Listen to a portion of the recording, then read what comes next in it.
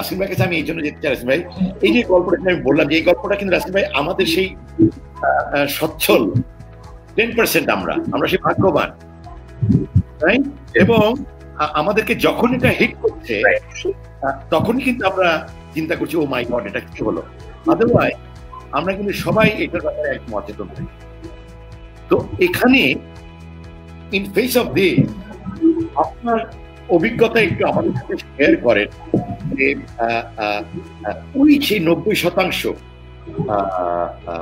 তাদের কি অবস্থা, এবং আমাদের এই দিকে যারা আছি আমরা 10% তাদের কি করা উচিত?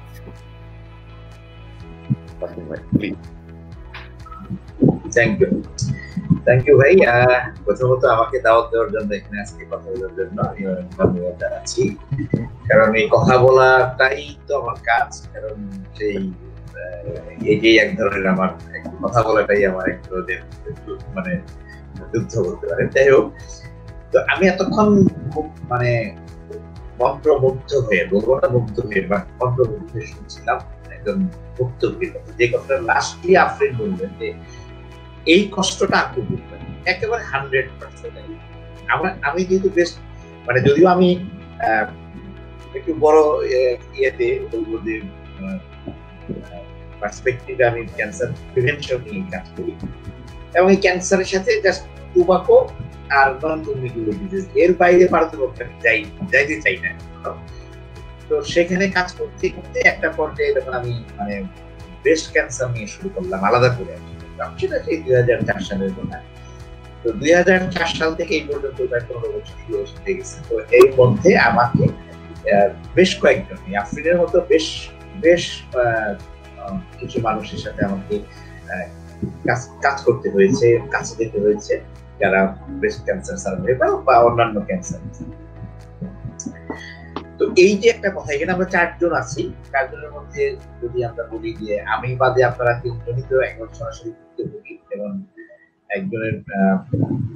একজন হয়তো পরিবারে বাবা মাকে কেয়ার হিসেবে তাকে আমাকেও ইনডাইরেক্টলি আমাকে এর মধ্যে যেতে হয়েছে। কারণ আমার আপন বোন, জাস্ট ইমিডিয়েট বড় 2 বছর বড় আমার বড় বোন কিন্তু ব্রেস্ট ক্যান্সার, আমার আপন ফুপু more than 35 years মানে ভালো আছেন, 35 years আগে তার ব্রেস্ট ক্যান্সার, এখনো উনি ভালো আছেন বলতে ওনার তো বয়স হয়ে গেছে। আমার ওনার বলতে শারীরিক অন্য প্রবলেম আছে, হয়তো ওইভাবে আলোচনা করেন না, কিন্তু এই কারণে না, ব্রেস্ট ক্যান্সার অন্য ওল্ড এজের কারণে আরো। যাই হোক, তো আমার এই একেবারে পরিবারের মধ্যে 2 জনকে সেটা আমার বোনেরটা বিষয়, আমার সবুজটা তখন তো হয়তো আমি একেবারে কাছাকাছি এক ঘরের মধ্যে দেখি, বাট আমার বোনের চিকিৎসাটা কিন্তু শুরুটা না, শুধু পুরোটাই বলবো যে আমার একেবারে আমি ছিলাম, একেবারে সম্পৃক্ত ছিলাম, এবং এই যে কষ্টটা আমি কিছুটা আসতে পারছি, এবং পরবর্তীতে অনেক মানে ক্যান্সার সার্ভাইভারকে নিয়ে আমি কাজ করি। কিন্তু আমি সবসময় এই কথাটাই বলি, এই কথাটা আফরিন বলবো, এটা কেউ আরেকজন বুঝবে না, এটা সম্ভব না। যে কষ্টটা, যে শারীরিক মানসিক যে ট্রমা, এটা অন্য কারোর পক্ষে বোঝানো সম্ভব। আমি এই জন্যই আমি সবসময় মানে ক্যান্সার সার্ভাইভার যারা এখনো এই দুটো কথা বলে দেন, এখানে আসেন বাবা মা আমার প্রোগ্রামে আসেন, বা কেউ কাজ করেন, অপরাজিত সম্পর্ক আছে, বেশ কয়েকজন সার্ভাইভার এর বাইরে আর অনেকে আছে। তো আমি তাদের প্রতি আমি কৃতজ্ঞ থাকি। ঠিক আছে, আমার কিছু না কিছু, এটা আমার হয়তো মানে বৈষয়িক লাভ না থাকলেও আমি এক ধরনের, যে আজকে আপনি আমাকে ডাকছেন, আমাকে বলছেন যে রাসিম ভাই বা আমার পরিস্থিতি দেখে একটা বললেন, এটাও এক ধরনের ধরেন মোহ থাকতে পারে। বাট মানে ওনারা কি পাচ্ছে, ওনারা যারা এখন এই যে কথা বলতে আসছে, আফ্রিকা আসছে বা অন্য যারা, আমি এমনও জানি যে যারা নিজেদের টাকা পয়সা সময় সব একদম, আমার সাথে একজন 70 বছরের এই যে একজন আমার মুরব্বী মহিলা, যার সাথে কদিন পরিচয় ছিল, উনি আমার সাথে জামালপুরে 9 দিন ছিলেন, 7টা উপজেলায় পরপর 7 দিন প্রোগ্রাম করে প্রতিদিন ভোরে শীতের মধ্যে আমার সাথে রওনা হয়ে যেতেন, সারাদিন কোন উপজেলায় প্রোগ্রাম করে রাত 12টায় আবার আমার সাথে ব্যাক করতে আবার ঘুরে চলে যেতেন। 70 ইয়ার্স। আরেকজন ভদ্রমহিলা ছিলেন, তার বয়স, তাকে চিনবেন, চিত্র পরিচালক মশিউদ্দিন শাকিরের ওয়াইফ জীবনেসা। ওনারও বয়স তখন ছিল বোধহয় 60 বছর হবে, আমি 25 বছর এখনো আছে। যাই হোক, আমি আগে ওনাদের প্রতি সম্মানটা জানিয়ে আমি আপনার কথাই জানছি, কিন্তু আজকে সময়টা একটু কম, কারণ আমার নিজেরও একটা ব্যস্ততা আছে, আরেকটা প্রোগ্রাম আমার নিজেরই উপস্থিত। এনিওয়ে, তো আমি বলছি আপনাকে যে আফরিনের কথা সূত্র ধরে আমি একটু আসি যে সচেতনতা, আপনিও বলছেন, আফরিনও বলছেন। এখন আমার কথাটা শুনলে আপনি একটা ধাক্কা খাবেন, যে ধাক্কাটা হলো কি, অবশ্যই সচেতনতা দরকার। এবং আমরা সবাই জানি যে আপনি যে 90% এর কথা বলছেন বারবার, আগের অনুষ্ঠানেও আমি দেখলাম জোনাকির সাথে যে আপনার প্রোগ্রামটা, সেই প্রোগ্রামটা আমি দেখলাম ইউটিউবে, এবং সেখানেও আপনি বারবার এই কথাটা বলছেন 15% 90% বাস্তব। বাট আমি ওই 90% এর সচেতনতা আমি চাই, সেটার জন্য আমি নিজেও আমার সাধ্য মতো করে যাচ্ছি। আমার মনে হয় সবার আগে দরকার এই 10%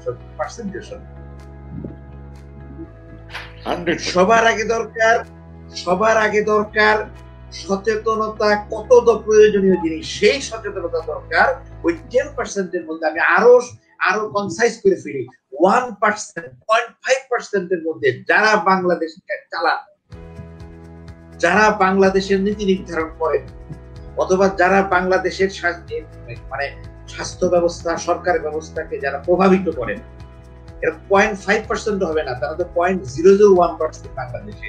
ওই 0.001% যেদিন সচেতন হবে যে সচেতনতা কত দরকার, সেই দিনই বাংলাদেশের মানে হয় কিছু করতে পারে, উনি সব থেকে বড়। আপনি বলতে পারেন যে কেন আমি এত সত্য কথা বলছি, আমার সারা জীবনের এক্সপেরিয়েন্স তাই বলে। ওই 90% তারা অসচেতন, তারা কিন্তু আপনার কোনো ক্ষতি করছে না, নিজের ক্ষতি করছে, আপনার ক্ষতি করছে না।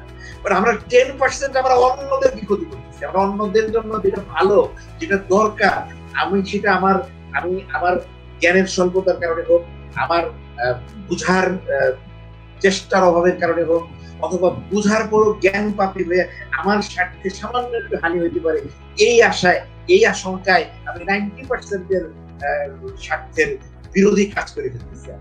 আজকে আমরা এই 10% এর মধ্যে আছি, ওই 0.1%।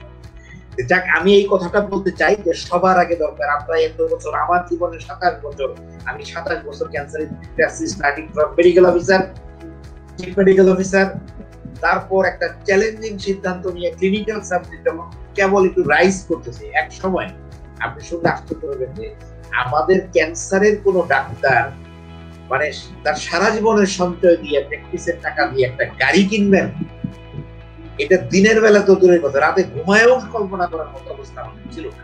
এটাই বাস্তব। মানে আমাদের ক্যান্সারের ডাক্তারদের কোনো প্র্যাকটিস একদম দূরে না, সেই হুদা স্যার, হাই স্যার বাইরে মধ্যে একদিন তারা নাম করে দিয়েছে সারা দেশে। এখন আমরা সবাই মাশাআল্লাহ, আমি বলতেছি যে যারা প্র্যাকটিস করে সবাই ভালো। আমার বক্তব্য হলো যে আমি যে কথাটা বলার চেষ্টা করছি যে আমরা যদি এই নিজেরা যদি সচেতন না হই, এই আমরা যারা সুবিধা করি, আমরা যদি না হই, 90% অবশ্যই দরকার আছে। আফরিন বলছে, খুব সুন্দর করে কথা বলছে, যদিও আমি একটা জায়গায় সামান্য দ্বিমত করি, আফরিনের একটা জায়গায় দ্বিমত করি, সেটা হলো যে হ্যাঁ ঠিক আছে, এই যে কালি জিরা, হলুদ বা অন্যান্য আদা, এই সমস্ত সবই দরকার, তেজপাতা সবই দরকার। আমি নিজে না হলে আমার বউ এখন প্রতিদিন বাধ্যতামূলক ভাবে 2-3টা আইটেম আমাকে দিয়ে গিলায়। কার প্রযোজনায়? ওই যে একজনের কথা বললাম, যেমন নেসাপা, যিনি হিল নামের সংগঠনের প্রতিষ্ঠাতা, যিনি নিজের টাকা খরচ করে ওই কাগজটা ছাপায় স্বাস্থ্যকর জীবনযাত্রা, এর মধ্যে এই সমস্ত প্রাকৃতিক খাবার টাবার কার গুণ আছে, নিজের টাকা খরচ করে আমার সাথে সারা বাংলাদেশে ঘুরে বেড়ায় এবং ওই আমাদের এই ক্যান্সারের প্রোগ্রামের সাথে কাগজগুলো বিল করে। I respect, I salute. কিন্তু এগুলি সব ঠিক আছে আফরিন, কিন্তু একটা জায়গায় সামান্য বলবো যে এইটার জন্য আগেই ভালো করে আরো সাইন্টিফিক্যালি মানে প্রুফ হাতে না নিয়ে হরমোন বন্ধ করা আমি ঠিক সাপোর্ট করবো না। এটা আমি তর্ক হইতে পারি, বিতর্কে আমি যাচ্ছি না, বাট আমার মতামত শুধু বলে যাচ্ছি যে হরমোনটা যাদের প্রিমেনার্জিয়াল ওমেন, যাদের তাদের ডাক্তাররা যে বলে হরমোনটা নেওয়ার জন্য এটা নেওয়ার দরকার আছে, এইটা আমি বললাম, বাট বাকি সব আমি সবকিছু সাপোর্ট করবো, সব দরকার আছে। আসলে বলছে যে মানুষ নিজেরা সচেতন না, কয়েকটা উদাহরণ দিয়ে বলছে, অবশ্যই সচেতন না, সেই জন্য তাদের নিজেদেরও বাঁচার জন্য সচেতন হতে হবে, আর আমাদের কাজ হলো তাদের কাছে সচেতনতার বার্তাটা পৌঁছে। আমি আবার একটু যাই আলবম ভাইয়ের কাছে বলি, আলবম ভাই আপনি বলেছেন যে আপনি একটা সংগঠন নিয়ে আগে আসছেন, আরো অনেকেই আগে আসছো, আপনার যদিও বিয়ানীবাজার বইটা আমি আরো কয়েক বছর আগে থেকে আমি নেটে দেখতেছি একটা উদ্যোগ আছে, আপনি জানেন বাংলাদেশের যে কোনো জায়গায় ক্যান্সার নিয়ে প্রিভেন্টিভ হোক, ক্লিনিক্যাল হোক, যে কোনো উদ্যোগ কেউ নিচ্ছে, এবং আমাকে যদি কেউ কোনোদিন বলছে যে একবার আসেন বা আসেন, আমি নিজের উদ্যোগে নিজের টাকায় আমি সেই জায়গাগুলো যাই এবং গিয়ে ওই এলাকার যে মানুষগুলোর মধ্যে আমি যেটা পারি কিছু মানুষকে ডেকে ডেকে নিয়ে বলা, এবং আমি এটা দিনাজপুরে একটা উদ্যোগ আছে, সেখানে আমি প্রতি বছর অন্তত 2 বার, আপনি Rajshahi cancer hospital rotary supported doctor Patrick বিশ্বাস, ওখানে আমি প্রায় গত 10 বছর যাবত বছরে 3 থেকে 4 বার আমি যাই। ওনারা বলে যে আপনি আসলে আমি একটু সবাইকে, শহরের মানুষ থেকে শুরু করে সবার মধ্যে এই আবার একটু একটা নাড়া দিয়ে যেতে পারি, মানে এটা বলে দেন। কিন্তু আমি আমার নিজের গুণ কীর্তন করতে বলছি না, আমি বলছি যে আমি মনে করি যে বাংলাদেশের যে কোনো জায়গায় যে কোনো উদ্যোগ, সেখানে যদি কেউ আমাকে নাও ডাকে আমি নিজের উদ্যোগে আমি গিয়ে অন্তত আমার পক্ষে যেটুকু বলা, বা এই যে আজকে আপনার সাথে এখানে আসছি, কালকে ছিলাম কুমিল্লার একটা প্রোগ্রামে, এই ওয়েবিনারে ছিলাম, তার আগের দিন আরেকটাতে ছিলাম, এরকম কিন্তু প্রতি রাতে আমি নিজে একটা প্রোগ্রাম করতেছি, আজকে 45তম প্রোগ্রাম, সেখানে করোনা কালের দিনকাল নাম হলেও আমি ক্যান্সার নিয়ে বেশি কথা বলি। এনিওয়ে, আমি আপনাকে একটু আর কয়েকটা মিনিট আপনার সময় আছে, আমি একটু বলি, আমি একটু আপনাকে বলি যে ক্যান্সার নিয়ন্ত্রণ, আপনি আমাকে যে হোয়াটসঅ্যাপে যে লেখাটা দিয়েছিলেন সেখানে ক্যান্সার নিয়ন্ত্রণ, আমি আজকে একটা কথা বলি যে ক্যান্সার নিয়ন্ত্রণ ওই যে পলিসি মেকাররা, ওই যে যারা প্রভাব বিস্তার করে, সেটা এখন প্রশাসন বলেন, আমাদের চিকিৎসক সমাজ বলেন, বা আমরা যারা প্রভাব বিস্তার করে সরকারের স্বাস্থ্য বিভিন্ন প্রোগ্রাম বা প্রজেক্ট বা নীতি প্রণয়নে বা বাস্তবায়নে, তাদের সচেতনতাটা সবার আগে দরকার। আমি একবার বলছি, আমি আরেকবার কথাটা বললাম, আমি বলছি যে WHO বলছে যে অন্তত 3টা ক্যান্সার নিয়ন্ত্রণের জন্য 1 নাম্বার প্রাইমারি প্রিভেনশন, অর্থাৎ ক্যান্সার হওয়ার আগে আমি যা করব সেটাই হলো প্রাইমারি প্রিভেনশন। হওয়ার আগে আমি 2টা করতে পারি, একটা হলো যে ক্যান্সারের রিস্ক ফ্যাক্টর গুলো আমরা ব্যাপকভাবে সাধারণ মানুষের কাছে তুলে ধরবো, ওগুলি অ্যাভয়েড করা, আর 2-1টা প্রোটেক্টিভ মেকানিজম পদ্ধতি আছে, ইন জেনারেল হেলথ প্রমোশন, স্বাস্থ্য ভালো থাকে কিভাবে, এই আপনি বলবো এগুলি সহ, প্লাস স্পেসিফিক প্রোটেকশন। আপনি লিভার ক্যান্সারের অনেক কারণ আছে, সাথে হেপাটাইটিস বি ভাইরাসের জন্য হয়, আমি হেপাটাইটিস বি এর ভ্যাকসিন সরকার বিনা পয়সায় আপনি ইপিআই প্রোগ্রামের মধ্যে দিচ্ছে, বাট 6টা বাচ্চাদের ভ্যাকসিন নিয়ে যতটা প্রচার আছে, যেটা প্রচার না, এই কাজটা আমাদের করতে হবে। আমার হিউম্যান প্যাপিলোমা ভাইরাসের এগেইনস্টে সারা বিশ্বে ভ্যাকসিন আছে, সেটা একটা বয়সের মধ্যে 9 থেকে 13 বছর বা 14 বছর বয়সের মধ্যে। বাংলাদেশে গাজীপুর ডিস্ট্রিক্টে 33,000 ইয়াং অ্যাডোলেসেন্টকে অলরেডি দেওয়া হয়েছে, রিভিউ চলতেছে। যদি ডোনাররা তারা যদি রাজি ভালো মনে করে, তাহলে সারা বাংলাদেশ বিনা পয়সা দেওয়া হবে, তার আগে কিনে নিতে হয়। সেটা কিন্তু এখন সাপ্লাই বন্ধ হয়ে গেল, 2টা কোম্পানি আনতো, 2টাই বন্ধ। এটা নিয়ে খুব জোরালো উদ্যোগ আমি দেখছি না। গেল প্রাইমারি প্রিভেনশন, আপাতত এইটুকু। সেকেন্ডারি প্রিভেনশন, যে 7 সিগন্যালস অফ ক্যান্সার, বাংলাদেশের কোনো মানুষ, কোনো সংগঠন আর কিচ্ছু করার দরকার নেই, আপনার এই ওয়েবিনারও করার দরকার নেই।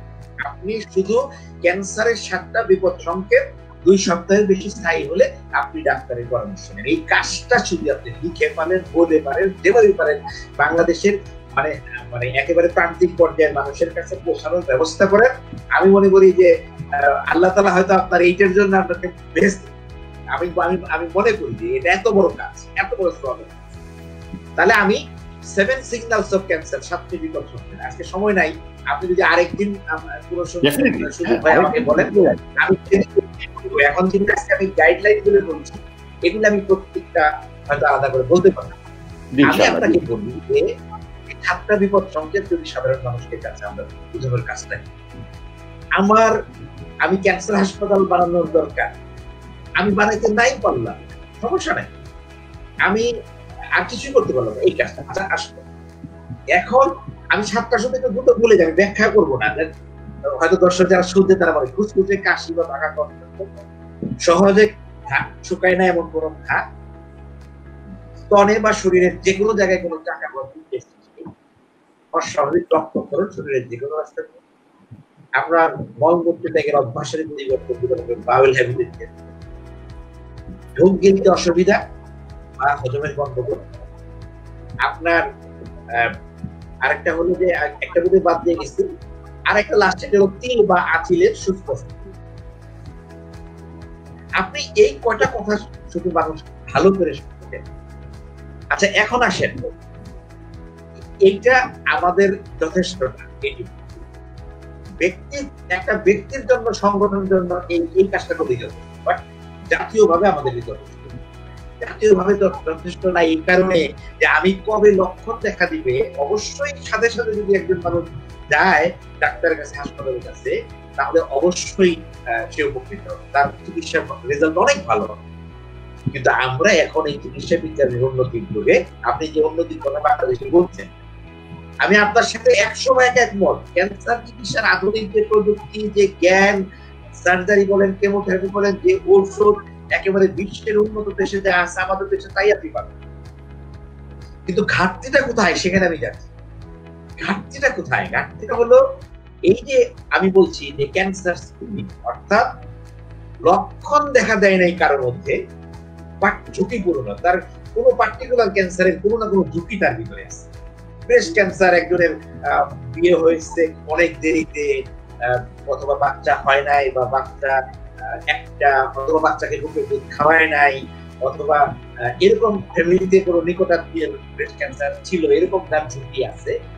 তারা কি করবেন? তারা লক্ষণ দেখা দেওয়ার জন্য অপেক্ষা করবেন না, একটা নির্দিষ্ট বয়স সীমা আসলে বা একটা ক্রাইটেরিয়া আসলে তখন উনি জাস্ট সিম্পল 3টা পদ্ধতি আছে।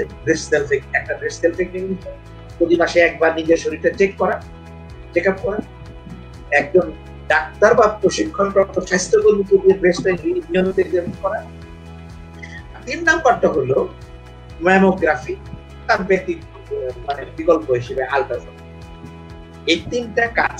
কিন্তু আপনি যদি আমাকে একজন ক্যান্সার ইপিডিমিওলজিস্ট আমাকে জিজ্ঞেস করেন যে ব্রেস্ট সেলফ এক্সামিনেশন ক্যান্সারের, ব্রেস্ট ক্যান্সারের মর্টালিটি কমায় কিনা, আমি বলবো এটা কমায় না। সেটা কবে জানতে পারছি? যে সমস্ত দেশে বছরের পর বছর এটাকে স্ক্রিনিং মেথড হিসেবে, প্রোগ্রাম হিসেবে রান করানোর পরে এক সময় ইভালুয়েট করে তারা দেখছে যে না, এটা আসলে কমায়। কোথায়? এটা মূলত উন্নত বিশ্ব। কারণ তাদের যেহেতু মেয়েরা আরো কনসাস, তারা নিজেরা ডাক্তারের কাছে যাইতে লজ্জা বোধ করে না, তাদের বেলায় ওইটা পর্যন্ত। আমার দেশে যখন মানুষ ঠাই ফিল করে, তখন আমি বলবো মৃত্যু হার কমায় না জানার পরেও আমি বাংলাদেশের 1 ঢিলে 2 পাখি মারার জন্য এইটা বারবার নিজেই নিজের স্তর পরীক্ষা করি। একটা হলো যে আমাদের দেশে যেহেতু মানুষ ডাক্তারকে দিয়ে পরীক্ষা করাবে নিয়মিত, ওই পর্যায়ে আমরা এখনো যেতে পারি নাই বা সময় নাই। তাহলে আমরা কি করবো? তাহলে আমরা এটা বলবো, 1 নম্বর হলো যে ব্রেস্ট সেলফ এক্সামিনেশন। এই কথা বলতে গিয়ে তার ভিতরে ব্রেস্ট ক্যান্সার সম্পর্কে একটা অ্যালার্টনেস তৈরি, 1 ঢিলে 2 পাখি। তো এরকম জলের মুখের ক্যান্সারের জন্য স্ক্রিনিং মেথড, একটা ভায়া নামে একটা টেস্ট, ভিজুয়াল ইন্সপেকশন বা এসিডিক অ্যাসিড। একটা মহিলাকে কোনো কাটাছেঁড়া করতে হবে না, জাস্ট একটু গাইনি ডাক্তারের কাছে গিয়ে যেভাবে এক্সামিন করে সেইভাবেই এই একটা সামান্য একটা স্টিকটা একটা 4% বা 5% অ্যাসিডিক অ্যাসিড দিবে, জলের মুখের যে ভিতরের সাইডে এরকম ওইটাকে টাচ করবে, টাচ করে 1 মিনিট পর দেখবে, খালি চোখেই দেখবে মানে একটা সাদা স্পট পড়লো কিনা। স্পট করলে ভাইয়া পজিটিভ, না করলে ভাইয়া নেগেটিভ। গরিবের পরীক্ষা, সহজ পরীক্ষা। হ্যাঁ, এটা হয়তো 100% অ্যাকুরেট না, 100% অ্যাকুরেট কোনো পরীক্ষায় আসলে হয় না। আমি এই জিনিসগুলো তাহলে তাহলে আমি আমার যেহেতু আমার হাতে একটু সময় কম আছে, আমি আপনাকে কেন বারবার ওই কথাটা বলছিলাম যে আগে সচেতনতা দরকার 0.001%, সেই কথাই আমি এখন পিন পয়েন্ট করি। আজকে 14 বছর আগে বাংলাদেশে এই সার্ভাইকাল ক্যান্সারের ভাইয়া যেটা বললাম, এইটা স্ক্রিনিং চালু হয়েছে। এই মুহূর্তে বাংলাদেশের সরকারি 500 হাসপাতাল বিভিন্ন লেভেলের, সেখানে ভায়া সেন্টার আছে যেখানে এই পরীক্ষাটা বিনামূল্যে করে দেওয়া হয়, এবং সাথে সাথে ব্রেস্ট যে ক্লিনিক্যাল ব্রেস্ট এক্সিমিনেশন যেটা বললাম, ডাক্তার বা স্বাস্থ্যকর্মীকে যে ব্রেস্ট পরীক্ষা, সেটাও বিনামূল্যে করে দেওয়া হয়। এবং যারা এই উদ্যোগটা নিচ্ছেন, বিশেষ করে একজন, তার নামটা আমি সবসময় বলবো, প্রফেসর আশরাফুন্নেসা, উনি ইংল্যান্ডের থেকে শিখে এসে বাংলাদেশে এই উদ্যোগটা নিচ্ছেন, অনেক দৌড়াদৌড়ি করছেন। বিএসএম কর্তৃপক্ষ সেখানে সাহিত্য প্রশাসন থাকার কারণে তারা হয়তো আরেকটু দ্রুত সেটা টেক আপ করছেন। ভাই 12 বছর হয়েছে, এখন ওই প্রোগ্রামটার সাথে কিন্তু জাতীয় প্রোগ্রাম, এখন আর ওটা শুধু বিএসএম এর প্রোগ্রাম না। বাট আমি একটা কথা, যখন আমি ক্যান্সার এপিডেমিওলজিস্ট হিসেবে আর প্রিভেন্টিভ অনকোলজিস্ট হিসেবে আমি যখন মানে indicators of a successful screening program যখন আমি ছাত্রদের পড়াতে যাই, আমি যখন ডাক্তারদের মধ্যে লেকচার দেই, তখন আমাকে বলতেই হয় যে indicator of a successful screening program, 1 number আমি কতজনকে স্ক্রিন করলাম, ঠিক আছে। 2 নাম্বার কথা হলো আমার টার্গেট পপুলেশন কত ছিল। আমি সারা বাংলাদেশে ওই যে বয়সটা নেওয়া হয়েছে, যে আপনার সেই বয়সের 30 থেকে 50 বছর, সেই বয়সটা হলো 2.5 থেকে 3 কোটি মহিলা আছে বাংলাদেশে। তাদের মানে 10% আমরা 14 বছরে কাভারেজ আনতে পারি নাই। আমাকে যদি এই একই প্রসেসে যদি আমরা চালাই যাই, তাহলে 140 বছর লাগবে আমার ওই 2.5 কোটি নারীকে এই আওতায় আনার জন্য। ততদিনে 2.5 কোটি হয়ে যাবে মিনিমাম 7.5 কোটি। তার মানে আমাদের এই হসপিটাল সেটআপ, আমি একটা সেন্টার খুলে রাখলাম, আমি সেখানে আমি দোকান দিলাম, দোকানে বিক্রেতা রাখলাম, ভালো প্রোডাক্ট রাখলাম, কিন্তু ওই এলাকার ক্লায়েন্টরা জানলোই না যে এই দোকানটা কিসের জন্য হয়েছে, কি আছে, কি জিনিস বিক্রি হয়, ওই জিনিস দিয়ে আমার কি কাজে লাগবে, ওই জিনিসটা মানে আমি কেন আমি ওই নিতে যাব, নিলে কোনো সাইড ইফেক্ট আছে কিনা, ক্ষতিকর আছে কিনা, এই যে জিনিসগুলা ওই পপুলেশন, টার্গেট পপুলেশনকে জানানো যাচ্ছে না, ওই জায়গায় আমাদের প্রোগ্রামটা নাই। আমি এইখানে পিন পয়েন্ট করলাম যে আমরা সেন্টার খুলে রাখছি। এই জন্যই আমি বলছি, আমার এখন বাকি জীবন আল্লাহ জীবন সুযোগ দিবে, সময় দিবে, হায়াত দিবে, কর্মক্ষমতা দিবে, সেই জীবনটা আমি কাজে লাগাতে চাই।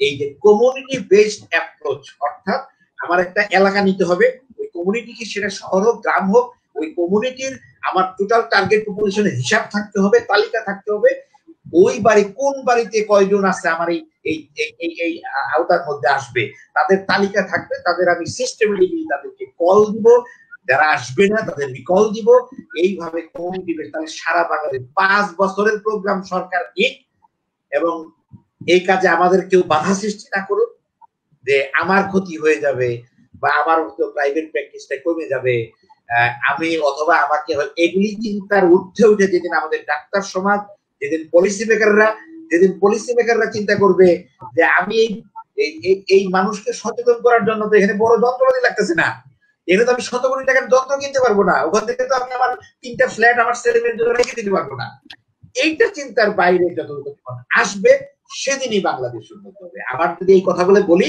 আমি অপ্রিয় কথাটা বললাম এই কারণে যে সরি টু সে, এখন এই এত বছর অনেক সংগঠন, আপনার মতো, আপনি আমাদের সৈয়দ ফজলুল হক ক্যান্সার বিশেষজ্ঞ, উনি ক্যান্সার সোসাইটি তৈরি করছেন, এবং কি যে তার ডেডিকেশন, বৃদ্ধ বয়সে আমার অফিসে আসতো, 5 তলায় আমার চেম্বার, হাঁটতে হাঁটতে লাঠি নিয়ে রাস্কিন বাবা এই অ্যাওয়ারনেস এর প্রোগ্রাম গুলো চালাই দিতে হবে, হাই স্যার, তারা এরকম করে গেছে। কিন্তু আরো অন্তত 20-30টা সংগঠনের নাম ছোট বড় আমি বলতে পারবো।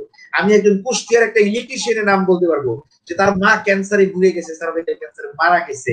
আমি যখন জননীর জন্য পদযাত্রার প্রোগ্রাম ঘোষণা করি, সবার আগে ওই ইলেকট্রিশিয়ান ছেলেটা ব্যানার বানায়, ফেস্টুন বানায়, তারপরে লিফলেট ছাপায় ফেসবুকে পোস্ট দেয় যে আমি এগুলো করতে দিচ্ছি। আপনি ওই ইলেকট্রিশিয়ানের সাথে আমরা যারা সুবিধাভোগী, আমরা যারা যে কোনো ভাবে আল্লাহ তাআলা আমাদের সুযোগ দিচ্ছে, আমরা কিন্তু ওই ইলেকট্রিশিয়ানের যোগ্য সমতুল্য না। আমি অনেক কড়া কথা বললাম, আমার কথা আপনারা কেউ মাইন্ড করেন না। আমি আপনাদেরকে যেটা বলতে চাই, আপনি বিয়ানীবাজার শুধু একটা উপজেলা নিয়ে যদি আপনার 10 বছর আপনার সমস্ত ট্রাস্ট মিলে যদি কমিউনিটি বেস শুধু এই অ্যাওয়ারনেসটা মানুষের ঘরে ঘরে দিতে পারেন, আর ওই স্ক্রিনিং প্রোগ্রাম আপনাকে করতে হবে না, সরকারি হাসপাতালে আছে তাদেরকে বাড়ি বাড়ি গিয়ে মোটিভেট করে যদি করে আসতে পারেন, আমি মনে করি আপনার জীবন সার্থক। আর সরকারের কাছে আমি, আপনি জানেন যে এই যে 8টা বিভাগে 8টা ক্যান্সার হাসপাতাল, রিজিওনাল ক্যান্সার সেন্টার, যেটা আমি 2007 সালে মেজর জেনারেল মতিউর রহমান স্যারের উপদেষ্টা তার সামনে একটা জ্বালাময়ী বক্তৃতা দিয়ে বলছিলাম যে খুলনায়, ঢাকাতে ক্যান্সার ইনস্টিটিউট আপনি 200 কোটি টাকা ব্যয় করেন, আমার আপত্তি নাই, বাট খুলনাতে কেন একটা রিজিওনাল ক্যান্সার সেন্টার হবে না? কেন সাতক্ষীরার মানুষ 30 কিলোমিটার ওই পারে গিয়ে পশ্চিমবঙ্গে চিকিৎসা নিয়ে আসবে? আমরা বলবো দেশের টাকা খরচ করে না, বৈদেশিক মুদ্রা, আপনি 250 কিলোমিটার দূরে ঢাকায় আসেন, এটা কেন বলবো? কেন খুলনায় হবে না? আল্লাহর রহমতে এই সরকার কিছুদিন আগে এই 8টা বিভাগে 8টা ক্যান্সার হাসপাতাল, এবং সেইটা করার জন্য যে শুধু মানে চিকিৎসার সর্বোচ্চ ধাপটাই শুধু হবে, তার আগে প্রিভেনশন থাকবে না, তার আগে আর্লি ডিটেকশন থাকবে না, স্ক্রিনিং থাকবে না, মেডিকেল অনকোলজি থাকবে না, সার্জিক্যাল অনকোলজি থাকবে না, গাইনিকোলজি থাকবে না, পেডিয়াট্রিক থাকবে না, পরে হবে। এই কথা বলে এমন সেটার সাথে যুদ্ধ করার জন্য আমাকে চাকরি ছাড়ার ঝুঁকি নিয়েও আল্লাহর রহমতে, যেহেতু সে সংখ্যাগরিষ্ঠ মানুষের পক্ষে কথা বলছি, এটা সরকার মেনে নিছে। এখন ইনশাল্লাহ ওই 8টা বিভাগ নিয়েই রিজিওনাল ক্যান্সার সেন্টার হবে। যদি এর পরবর্তীতেও, আমি সবার কাছে একেবারে হাত জোর করে অনুরোধ করি যে আপনারা কেউ নিজের কথা চিন্তা করেন না, নিজের আর কি দরকার বলেন, আপনি নিজের একটু স্বার্থের জন্য এই জাতীয় স্বার্থটাকে, মানে জনগণের স্বার্থটাকে পিছিয়ে দিয়েন না। Prevention, early detection, treatment, palliative care, এটা নিয়ে বলতে পারলাম না, আরেকদিন বলবো।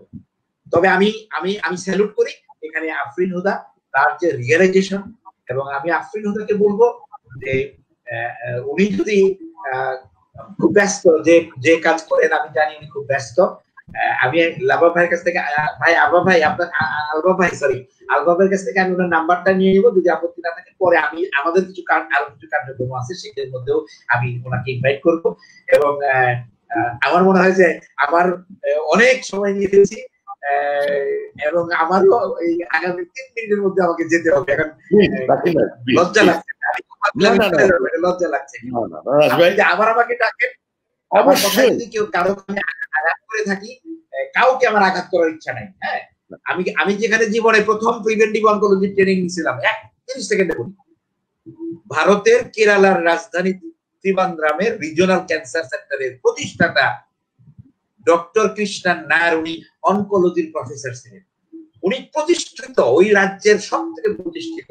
উনি সমস্ত কিছু ছেড়ে দিয়ে, এই প্র্যাকটিস থেকে শুরু করে সব ছেড়ে দিয়ে উনি নিজেকে প্রিভেন্টিভ অনকোলজিস্ট হিসাবে, ওরা কেরালার মানুষ ওদের দেবতার মানে উনি কমিউনিটি অনকোলজি নামের এই কনসেপ্টটা উনি পৃথিবীকে শিখাইছে। আমি ওনার সাথে 14 দিন থাকার সৌভাগ্য হয়েছিল।